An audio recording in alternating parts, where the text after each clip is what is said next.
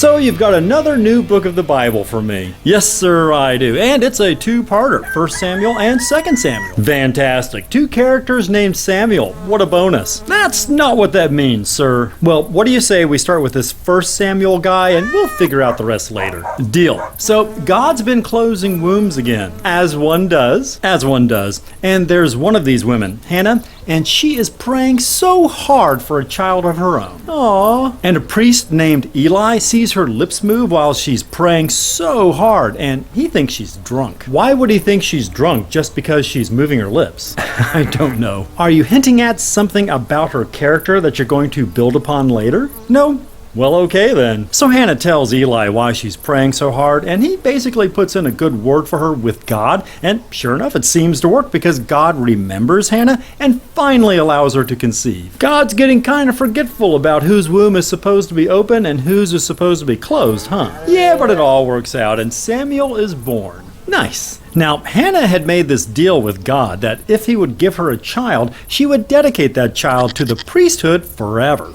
What does that mean, dedicate him to the priesthood forever? When Samuel is weaned when he's 1 year old, they drop him off at the temple and leave him there with Eli. She wanted this kid so bad, and she gives him up after a year to some asshole who thought she was a drunk? Yes. Oh, that makes so much sense. Well, of course it does. Anyway, Samuel grows up to be a good little junior priest, but Eli's own sons are absolutely lousy at the job. Oh gosh, what are they up to? They take some of the meat offerings for themselves, and they sleep around and basically go out of their way to piss off God. I suppose Eli tries to steer them to the straight and narrow. He does, but they just won't listen. They're stubborn, eh?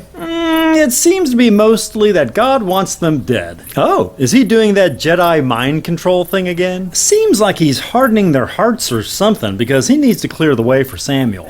Gotcha. So does God immediately punish these 2 miscreants like he did with Aaron's sons back in Leviticus? Nah, he lets them live just long enough to be killed in battle with some Philistines.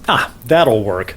How does Eli react to the news? He seems to take it pretty well, but when he hears that the ark was captured in the same battle, he literally falls over backward and dies. Oh, great. The holiest relic on the planet has been captured by the enemy? Yeah. So God kills any Philistines that get near the sacred symbol of his covenant with the chosen people. Nope. They just carry it away to the city of Ashdod and place it in a Dagon temple. Doesn't it make God look incredibly weak and ineffectual when his holiest relics and temples and the like are plundered or otherwise desecrated? I mean, if I was a god, I would make damn sure that my arks and temples and other holy stuff were utterly impervious to any sort of earthly violation. Well, there's stuff that's out of a priest's control. Not with my stuff it wouldn't be. Earthquakes, fire, looting, I wouldn't allow anything to touch my holy stuff.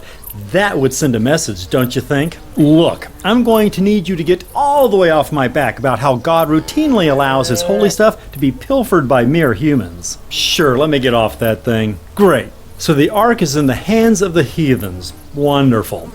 How do we go about getting it back? Can God just poof it back into the Israelites' possession? Nope, he's going to go with the ark will make itself thoroughly unwelcome wherever it goes strategy. Interesting.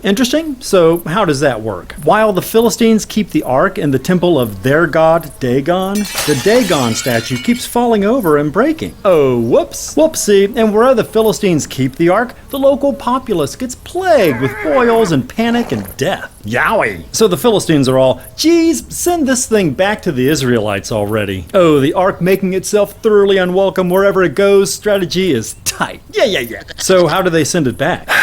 First, they make 5 golden tumors, 5 golden hemorrhoids, and 5 golden rats. Pardon me? They make these guilt offerings out of gold, shaping them like tumors, hemorrhoids, and rats. What? Yeah, I know. Has our favorite meth-smoking Bible contributor been feeling okay? Larry's been having some bad dreams, yes, and his piles are acting up again. We cannot have golden hemorrhoids in the Bible. I'll scratch that part out. Maybe he won't notice. Fingers crossed on that one. So they take the golden tumors, no golden hemorrhoids, and the golden rats, load them all up with the ark, put it all on a wagon pulled by some cows, and let it go without a driver. Really? The cows are just going to randomly haul it away on their own? Well, if they make a beeline back to the Israelites, the Philistines will know that it was all God's doing. And how do they know that? Unclear. Huh. And sure enough, the cows do head straight back to the Israelites. Oh, they must be so excited. Oh, they are so excited to see the ark return for sure. Do they check to be sure the contents of the ark are still in there? Well, funny you should ask, because can you imagine the trouble they'd be in if they turned the ark over to the priests only for them to find it empty? Yeah. Huh. What? Well, they do look in there all right. Uh-oh, is it empty? I don't think so, but just in case, God in his infinite wisdom murders 70 of the Israelites who checked. Oh my God. Yeah, that was the exact wrong thing to do, apparently. What was the point of that? God is determined to be taken seriously. By murdering 70 of his own chosen people for committing a totally understandable and harmless act? What do you want me to say? God is so good, always. Hey, if God is willing to kill his own people for simply looking into the ark, why didn't he instantly kill the enemy Philistines the moment they got their grubby, pagan, uncircumcised hands on it? Yeah, it's going to be pretty hard to explain that, huh? Actually, it's going to be super easy, barely an inconvenience. Oh, really? No way. He's mysterious. Oh, God damn it. So anyway, the ark is taken to Kiriath Jearim, and it's there for the next 20 years. No boils or panic or death for the locals. Nah, they're fine. So, golden rats and golden tumors.